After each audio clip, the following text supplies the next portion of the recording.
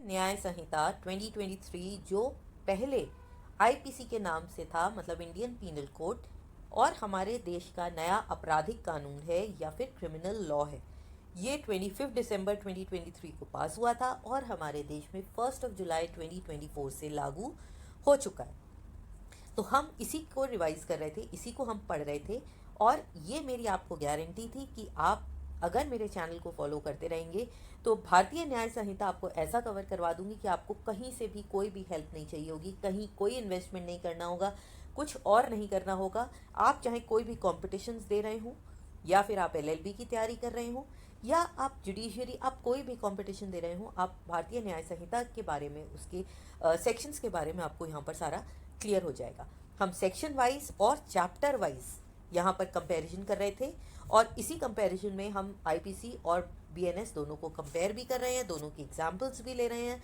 और अब मैंने एक नया सेक्शन स्टार्ट करा है जहाँ पर हम एक एक क्वेश्चन रिविजन का भी लेंगे, जिस तरह का आपका कॉम्पिटिशन्स में आता है।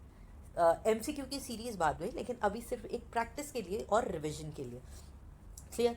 तो हम स्टार्ट करेंगे भारतीय न्याय संहिता, लेकिन आगे बढ़ने से पहले मैं एक बार याद दिला दूं कि अगर आपने मेरे चैनल को सब्सक्राइब नहीं किया है तो फटाफट से सब्सक्राइब कर दीजिए और एक थम्स अप दबाकर लाइक कर दीजिए। नोटिफिकेशन बेल दबाना बिल्कुल मत भूलिएगा ताकि मेरे सारे वीडियोस आप तक पहुंच सके। कोई भी इशू हो, कोई भी फीडबैक हो तो आप कमेंट सेक्शन में दें, और प्लीज़ इसको शेयर करें ताकि ये वीडियो ज़्यादा से ज़्यादा लोगों तक पहुँच सके। अब एक और मेरा एडवाइस कह लीजिए या इंस्ट्रक्शन कह लीजिए, स्पेशली जो स्टूडेंट्स हैं, प्लीज़ आप इस वीडियो के साथ अपनी कॉपी और पेन दोनों तैयार होकर लेकर बैठें, जिससे आप अपने नोट साथ साथ बना सकें। हो सके तो अपने नोट्स भी कलर्ड बनाओ ताकि आप एग्जाम में जैसे ही उन्हें देखो आपको सारा कुछ रिवाइज हो जाए, और यही नोट्स आपके काम में आएंगे। ठीक है, तो हम अब स्टार्ट कर रहे हैं चैप्टर 4, जो कि डील करता है abetment, criminal conspiracy and attempt पर। ठीक है, अबेटमेंट का मतलब किसी को उकसाना, कोई भी गलत काम करने के लिए, कोई क्राइम या अपराध करने के लिए उसको उकसाना, जो उकसाता है उसे अप्रेषक कहते हैं। और क्रिमिनल कॉन्स्पिरेसी, कोई षड्यंत्र, आपराधिक षड्यंत्र को रचना, ये है क्रिमिनल कॉन्स्पिरेसी। और अटेम्प्ट, किसी चीज़ का प्रयत्न करना। ओके, ये आईपीसी के बड़े इंपॉर्टेंट सेक्शंस थे, और ये आईपीसी के सेक्शंस 107 से लेकर 120 तक के सेक्शंस थे। और अब ये बीएनएस में बिल्कुल कंसोलिडेट करके इन सबको इकट्ठा करके डाला गया है सेक्शन 45 से लेकर 60 तक। तो ये 16 सेक्शंस आपके हो गए 45 से लेकर 60 तक। अब आप इसको याद रखिएगा। और हम अब देखते हैं कि ये सेक्शंस कौन कौन से। सबसे पहले सेक्शन 45 में हम देखेंगे कि अबेटमेंट होता क्या है। 46 में हम देखेंगे कि अबेटर क्या होता है। 47 में अगर अबेटमेंट इंडिया के बाहर होता है। 48 में अबेटमेंट का जो ऑफेंस है वो इंडिया के बाहर हो रहा है, और 47 में क्या था, अबेटमेंट इंडिया में हो रहा है और ऑफेंस बाहर, यहाँ पर उल्टा है। 49 में ऐसी पनिशमेंट जो कि आपकी बीएनएस में एक्सप्रेसली लिखी हुई नहीं है। सेक्शन 50, क्या पनिशमेंट होगी अगर अबेटेड पर्सन का इंटेंशन कुछ और था। 51, लाइबिलिटी क्या होती है अबेटर की अगर एक्शन उसने अबेट कुछ किया हो, मतलब उकसाया किसी काम के लिए और कार्य कुछ और हो जाए। सेक्शन 52, अबेटर कब पनिशमेंट के लिए लायबल है अगर एक से ज़्यादा पनिशमेंट के लिए लायबल है। 53, अबेटर मतलब उकसाने वाला जो व्यक्ति है और जिसको उकसाया जा रहा है, उन दोनों के अगर इंटेंशन में या उन दोनों की सोच में फ़र्क है तो। सेक्शन 54, अबेटर अगर ऑफेंस के टाइम प्रेजेंट है तो क्या होगा। 55, अबेटर जो है वो डेथ या इम्प्रिजनमेंट अगर ऐसा क्राइम करवाए तो। 56 में क्या है, abetment of offence with imprisonment, अगर ऐसे ऑफेंस का उकसाया जा रहा है जिसमें इम्प्रिजनमेंट है, और यहाँ पर क्या था, ऐसा ऑफेंस जिसमें डेथ या लाइफ इम्प्रिजनमेंट है, मतलब पूरी जिंदगी के लिए कारावास।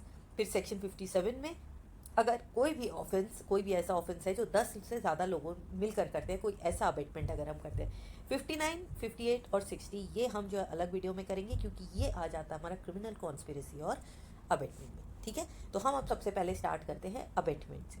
क्लियर?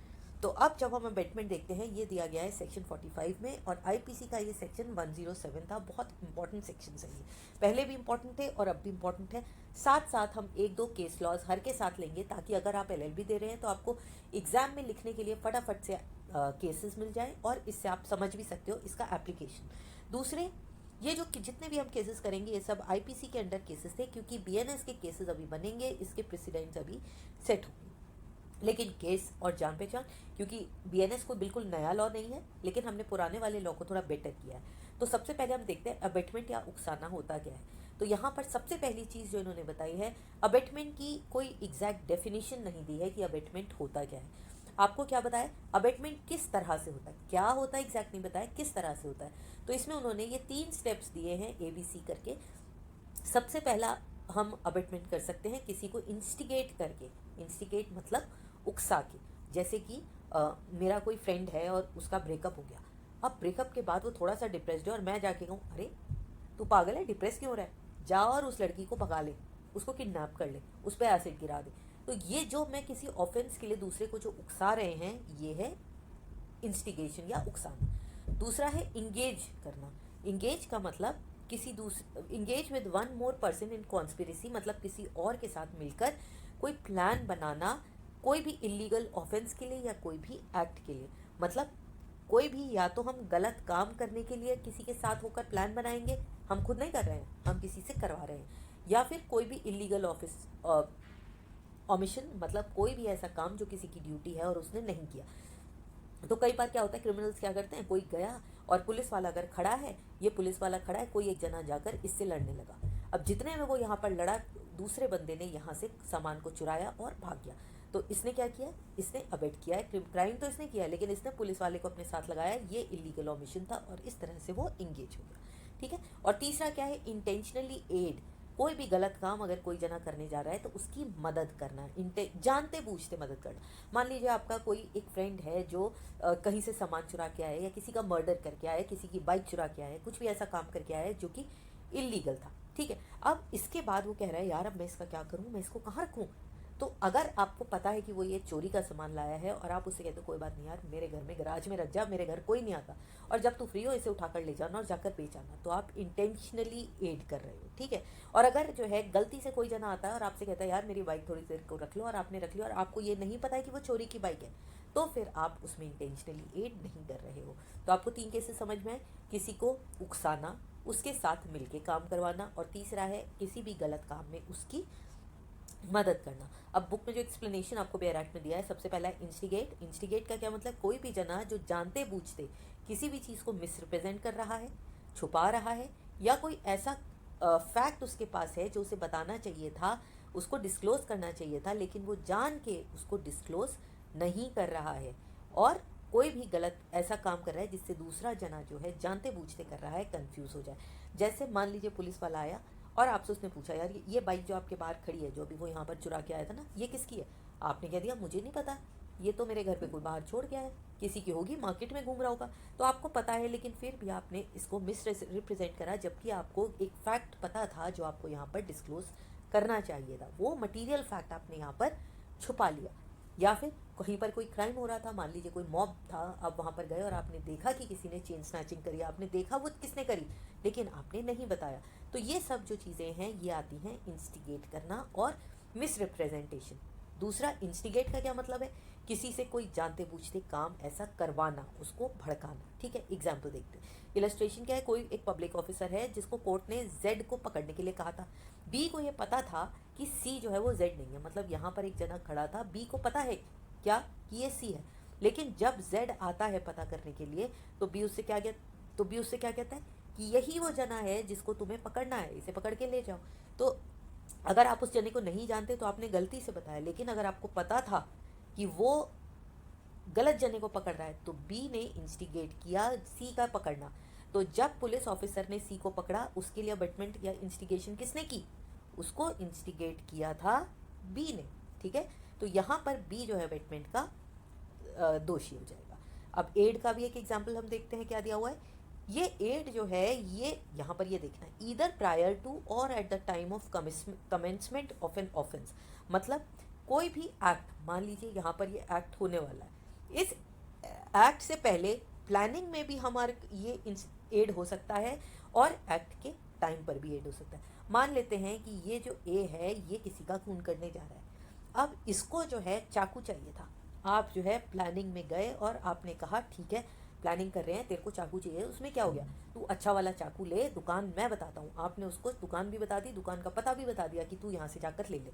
तो अभी क्राइम हुआ नहीं है। तो ये अबेटमेंट, ये एड कब है, ये एक्ट से पहले है।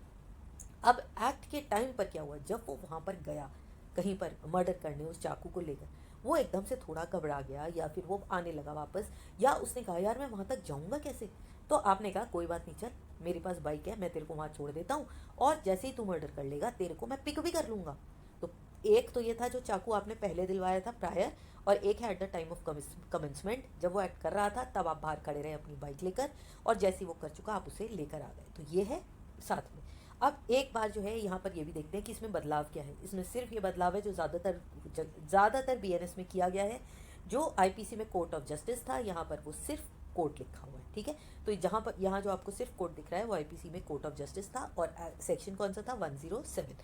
अब एक दो केसेस भी यहाँ पर देख लेते हैं जिससे आपको अबेटमेंट का जो कॉन्सेप्ट है वो बिल्कुल क्लियर हो जाए। सब इससे पहले आप देखो ये है AEI, अगर आपको याद ना हो तो आप यहाँ रखना याद।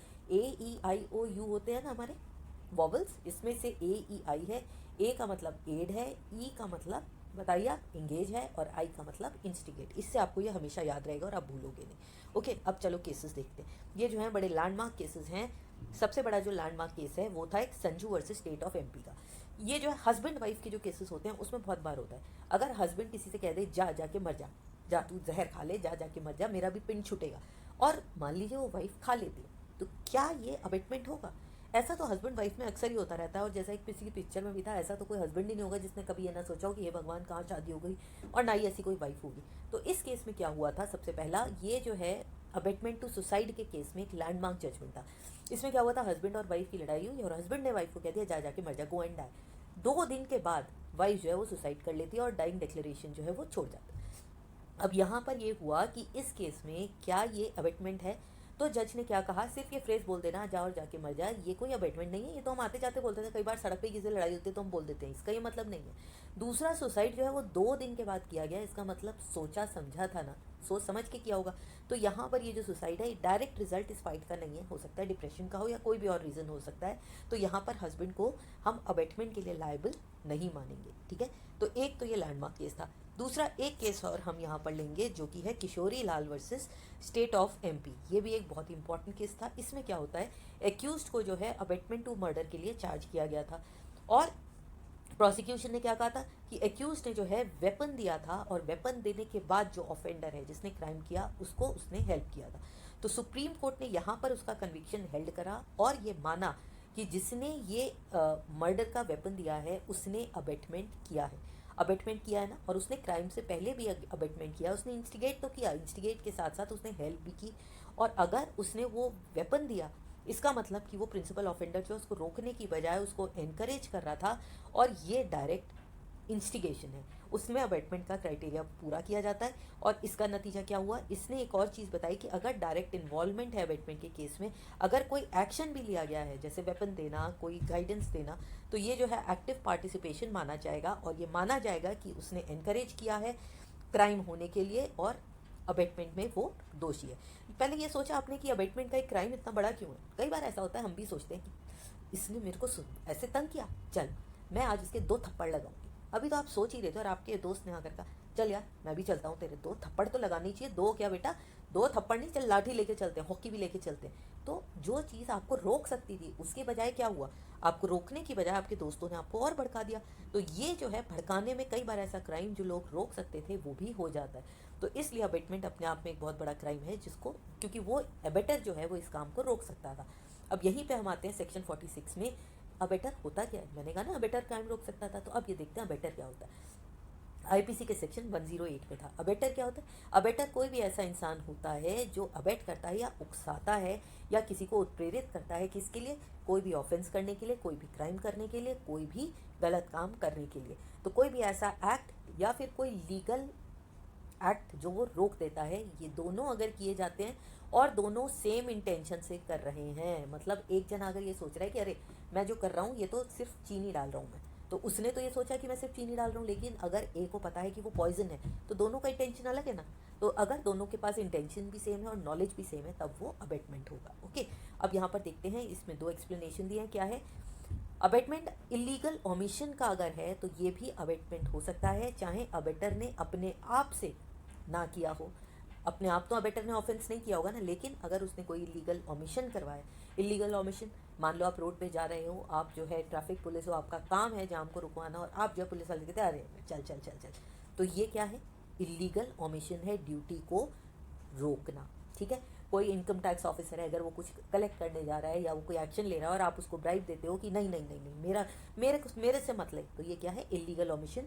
और चाहे अबेटर ने खुद किया हो या ना किया हो, लेकिन वो इसमें दोषी पाया जाएगा। दूसरा क्या है, not necessary that act abetted should be committed. ये एक बहुत इंपॉर्टेंट पार्ट है, ये ज़रूरी नहीं है। और ये सबसे इंपॉर्टेंट क्यों होगा, जब आप जाओगे, क्या लिख रही हूँ मैं, जब आप करोगे कॉन्स्पिरेसी, उसमें ये और भी ज़रूरी है। कॉन्स्पिरेसी जो है अपने आप में क्राइम है, मतलब अगर वो क्राइम कमिट नहीं हुआ, मान लो आपने ए को भड़काया, चल चल जाके हम एक मर्डर करते हैं, आपने उसे चाकू भी दिया और मर्डर के लिए उसको कहा, और आप दोनों चलिए चल चल मर्डर करके आते हैं, और मर्डर से एकदम पहले ए का तो बदल गया दिमाग और उसने मर्डर नहीं किया, या फिर उसने चाकू फेंका और उसका निशाना मिस हो गया, तो उसने चाकू तो फेंका ना, निशाना मिस हो गया वो अलग बात है, तो भी अबेटमेंट जो है वो क्राइम माना जाएगा और आप उसके दोषी।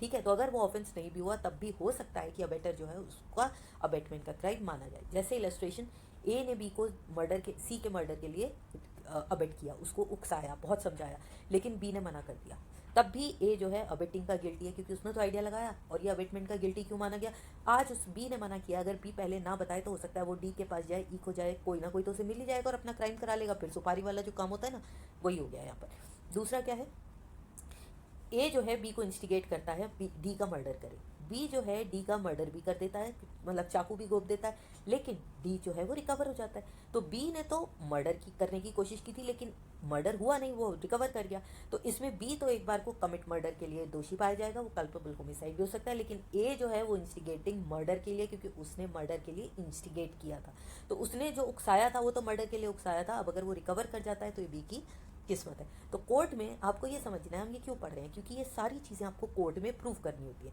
कोर्ट कैसे काम करता है, आप जो भी चीज़ें बताओगे कोर्ट उसी के हिसाब से डिसीजन देगा, और आप जो भी प्रूव कर पाओगे उस हिसाब से आप पे पनिशमेंट मिलेगी। फिर हम आते हैं एक्सप्लेनेशन 3 पर। यह बिल्कुल भी ज़रूरी नहीं है कि जो जनाब अबेटमेंट कर रहा है वो capable by law of committing the offence हो, या फिर दोनों के पास नॉलेज सेम हो, वो अगर अबेटर के पास जो नॉलेज है वही अबेटी के पास नॉलेज हो, मतलब जो पर्चा जिसको अबेट किया जा रहा है, जिसको उकसाया जा रहा है, ये बिल्कुल ज़रूरी नहीं है कि वो केपेबल ऑफ लॉ हो। मान लीजिए कोई छोटा सा बच्चा है 7 साल से छोटा, तो वो लॉ के अकॉर्डिंग तो क्राइम नहीं कर सकता ना, लेकिन ए ने कितनी इंटेलिजेंस का काम किया, उसने 7 साल के बच्चे से कहा कि जा, और ये जो घर बना हुआ है ना इसमें जाके तू आग लगा दे, और 7 साल के बच्चे को क्या पता, उसने आग लगा दी, तो ये जो 7 साल का बच्चा है ये तो केपेबल बाय लॉ नहीं है ना क्राइम करने के लिए, लेकिन ए तो 7 साल का बच्चा नहीं है, ए को यहाँ पर अबेटमेंट के लिए दोषी माना जाएगा। ठीक है, तो ए जो है यहाँ पर अबेटर होगा, चाहे वो क्राइम करे या ना करे। जैसे ए जो है गिल्टी इंटेंशंस के साथ सी को ये कहता है, चाहे वो बच्चा हो या फिर वो कोई अनसाउंड माइंड का जना हो, कि जाओ और एक क्राइम करके आ जाओ, तो यहाँ पर ए जो है वो गिल्टी है अबेटमेंट का, चाहे वो क्राइम हुआ हो या ना हुआ। एक और इलस्ट्रेशन हम यहाँ पर देख लेते हैं। ए जो है जेड का इंटेंशन करना चाहता है, मर्डर करना चाहता है, तो वो बी को जो 7 साल से छोटा बच्चा है उससे कहता है कि जाओ और तुम जो है जेड को पॉइजन दे दो। ठीक है, अब जो बी है, जो छोटा बच्चा है, वो जाता है और ए को पॉइजन दे देता है। अब बी जो है वो तो क्राइम नहीं कर सकता क्योंकि वो 7 साल से छोटा है, लेकिन ए जो है मर्डर के लिए गिल्टी माना जाएगा क्योंकि उसने पॉइजन दिया और उसने उस बच्चे को उकसाया था। ठीक है, क्लियर हो गया ये। तो इसका ये मत इसीलिए क्यों बनाया गया, ताकि ऐसा ना हो कि आप अपना क्राइम से बचने के लिए किसी ऐसे जने को दे दो जिसको लॉ पनिश ना कर पाए, तो जो उकसाएगा वो भी पनिशमेंट का हकदार होगा। अब यहाँ पर एक चीज़ और देख लेते हैं सेक्शन 108 आईपीसी में, और यहाँ पर क्या चेंज था। आईपीसी में लिखा हुआ था ल्यूनाटिक, ये हमने पहले भी किया था ना, कहीं दिमाग कम है और इस तरह के जो भी शब्द हैं वहाँ उसकी जगह यहाँ पर क्या है, person of an unsound mind. जिस टाइम पर क्राइम हो रहा है उस टाइम पर वो जना अनसाउंड माइंड का है। तो ये जो एक चेंज है वो आईपीसी में और बीएनएस में है, और ये बहुत पॉजिटिव चेंज है और सभी जगह चेंज है। ठीक है, अब हम यहाँ पर एक केस भी देख लेते हैं। ये एक केस जो है ये शिवदाईमल का 1894 का बहुत ही पुराना केस है। ये इस केस में क्या हुआ था, इसमें criminal incitement might be direct और इनडायरेक्ट। ये एक और कहा था कि ये जो इंसाइटमेंट है ये चाहे डायरेक्ट हो चाहे इनडायरेक्ट, आप चाहे सामने हो, चिट्ठी से करो, फ़ोन से करो, मेल से करो, लेकिन वो आपका अबेटमेंट में माना जाएगा। और इम्पॉर्टेंट, ए ने मान लो बी को एक लेटर भेजा कि ये क्राइम करना है तुम्हें, और मान लो उसने सुपारी के लिए कहा हुआ है, उनकी डीलिंग हो गई है। ठीक है, अब जिस टाइम पर जैसे ही बी को इस लेटर को मिला और बी ने इस लेटर को पढ़ा, वैसे ही ए जो है वो अबेटमेंट का दोषी हो गया। अब बी चाहे उस क्राइम को करे या ना करे, जैसे उसे वो सुपारी मिल गई, ए जो है वो अबेटमेंट का दोषी माना जाएगा। Is that clear. तो फिर ये हमारा यहाँ का लॉ था। अब हम आते हैं सेक्शन 46 पर। सेक्शन 46 ये आईपीसी का सेक्शन 108 था, और यहाँ पर भी आप देखो ल्यूनाटिक जो है word of person of an unsound mind, इससे रिप्लेस किया गया है। तो यहाँ भी आपको जहाँ भी पर्सन ऑफ अनसाउंड माइंड मिलेगा आप समझ जाना कि आईपीसी में वो ल्यूनाटिक लिखा हुआ था। ठीक है, अब यहाँ पर देखते हैं कि क्या चल रहा है। A is guilty same as B, दो बी वाज, यह अभी हमने वो जो अनसाउंड माइंड और बच्चे वाला केस किया था। अब अगला देखते हैं। ए जो है बी से ये कहता है कि जाओ और उस घर को आग लगा दो, जैसा कि मैंने अभी बताया था। बी का तो दिमाग खराब हुआ है एट प्रेजेंट, उस टाइम पर उसका अनसाउंड माइंड है, वो सोचने समझने के लायक नहीं है।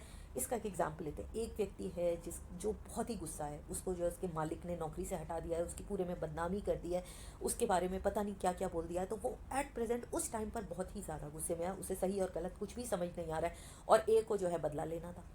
ए को जो है इस डी से बदला लेना था। तो उसने देखा कि यार बी जो है वो तो बिल्कुल भड़का हुआ है, और दुश्मन का दुश्मन तो दोस्त ही होता है। उसने क्या किया, बी को भड़काया, हाँ ये तेरा मालिक है ही ऐसा, उसने सबको ऐसे किया, और जा तू इसके घर में आग लगा दे।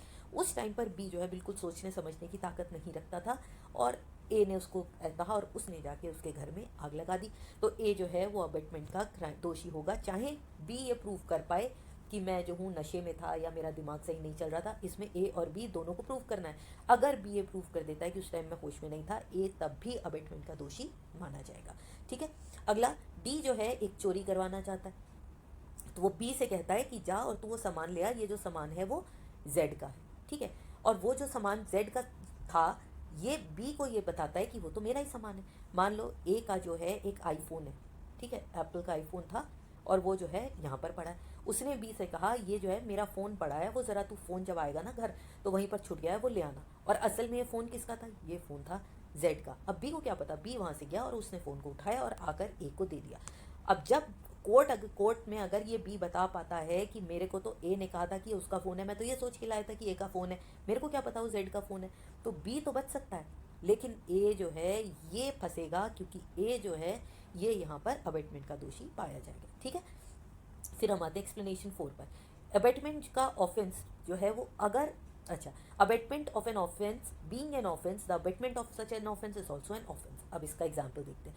जैसे ए ने बी को अबेट किया, ठीक है, तो ए ने तो क्राइम कर दिया, अबेटमेंट का क्राइम हो गया ये। अब अबेटमेंट अपने आप में एक क्राइम है। तो अगर मान लीजिए यहाँ पर एक जेड है, ये जेड जो है इस अबेटमेंट को अबेट करता है, तो यहाँ पर जेड जो है वो भी क्राइम कर रहा है। क्यों, क्योंकि अबेटमेंट जो है वो अपने आप में क्राइम है। तो अगर आप क्राइम में मदद कर रहे हो तो क्राइम है। इसका मतलब ए जो है बी को कर रहा है, जेड जो है ए को कर रहा है, तो इस केस में ए और जेड ये दोनों अबेटमेंट के दोषी पाए जाएंगे। जबकि बी से किसने बात करी, सिर्फ ए ने। इसका एग्जाम्पल देखते हैं। ए ने बी को इंस्टिगेट किया कि वो सी से कहे, ए ने बी से कहा कि वो जो है सी से कहे कि वो जो है जेड का मर्डर कर दे, जेड का मर्डर कर दे। बी ने सी को इंस्टिगेट किया कि जा तू मर्डर कर दे। सी ने जो है ऑफेंस कर दिया, जबकि वो ए से मिला भी नहीं था। उसने किस लिए किया, क्योंकि उसको बी ने कहा था, और बी ने क्यों किया, क्योंकि उसको ए ने कहा था। तो बी जो है वो अबेटमेंट का लायबल है, ए भी अबेटमेंट का लायबल है, और इन दोनों को सेम पनिशमेंट मिलेगी। ठीक है, फिर हम आते हैं एक्सप्लेनेशन 5 पर। यह बिल्कुल भी ज़रूरी नहीं है कि अबेटमेंट बाय कॉन्स्पिरेसी में अबेटर जो है वो डायरेक्ट जो जना क्राइम कर रहा है उसके साथ बात करे। हमने जैसा यहाँ पर करा था, सी भी हो सकता है, सी डी को भी कह सकता है। ये एक पूरी क्रिमिनल कॉन्स्पिरेसी है जिसमें बी सी और डी ये तो डायरेक्ट जुड़े हुए हैं, ये सारे मिलके क्राइम कर रहे हैं, बी सी और डी के साथ कर रहा है। लेकिन ए जो है वो बी से करता है। एंड में जो खून किया, मान लीजिए तीनों गए थे चोरी करने, और वहाँ पर ये डिसाइड किया था कि हम दोनों चोरी करेंगे और ये खून करेगा। और ये प्लान किसने बनाया था, ए ने बी को भड़काया था कि तुम तीनों मिलकर ये काम कर लो। खून किया डी ने, बी और सी ने चोरी की। लेकिन अगर ए ने चाहे डी से बात की हो ना की हो, ए जो है इस पूरे क्राइम में अबेटमेंट का पार्टिसिपेंट माना जाएगा। जैसे ए ने बी के साथ प्लान बनाया जेड को पॉइजन करने का, तो अब ए ये डिसाइड हो गया कि ए जो है वो पॉइजन देगा। बी ने ये प्लान सी को बताया, लेकिन उसने ए का नाम नहीं लिया, तो सी मान गया। सी को क्या लगा, सी को ये लगा कि जो है ये प्लानिंग जो है बी और सी की थी, जबकि ये थी किसकी, ए ने बी से कहा था। तो अब इसमें क्या होता है, सी मान गया और जो है वो पॉइजन लाकर बी को देता है, और ए जो है जाकर पॉइजन दे देता है जेड को। क्लियर। अब क्या हुआ, ए और बी का प्लान था, सी को उसने बताया बी को कि मेरे को पॉइजन देना है। सी का क्या काम था, वो जाके पॉइजन ले आया, और ये पॉइजन उसने बी को दिया, बी ने ए को दिया, और ए ने जेड को दे दिया। अब ये तो पूरा चेन बन गया, लेकिन पॉइजन ए ने जेड को दिया और सी को ए के बारे में कुछ नहीं पता। सी को सिर्फ बी के बारे में पता है, लेकिन उस केस में भी ए, बी और सी ये तीनों जो हैं ऑफेंस का पार्ट हैं। सी भी गिल्टी है, चाहे ए और सी दोनों एक दूसरे के साथ मिले हों या ना मिले हों। ये मैंने बता दिया। ल्यूनेटिक यहाँ पर भी